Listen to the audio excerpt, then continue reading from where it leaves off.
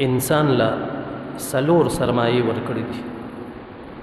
کدی دغه سلور سرمایه په ښه طریقې سره استعمال کی نو دی به کامیاب وي په زندګۍ کې. هم د سانه صلاحیتونه دي، سانه قوتونه دي، او دا به په صحیح طریقې سره استعمالیږي.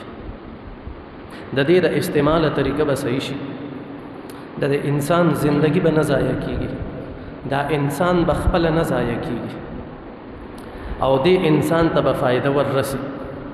د دنیا او د آخرت دواړه فایدې به ورته وررسي. دا سلور سرمایې دي.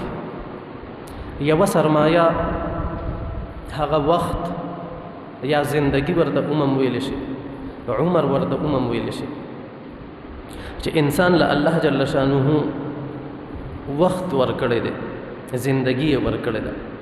دا یو بهترینه سرمایه ده. اوس د دې وخت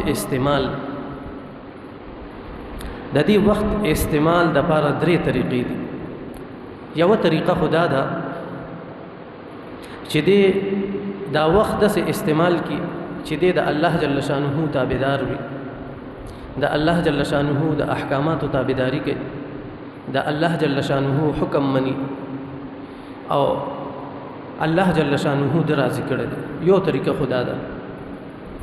دویمه طریقه دا ده چې دې دا خپل وخت په مباح کارونو کې صرف کړي، هغه کارونه چې د هغې په کولو کې نه ګناه شته نه ثواب شته، مباح کارونه. او دریمه طریقه دا ده چې دې دا خپل وخت د الله په نافرمانو کې، په ګناهونو کې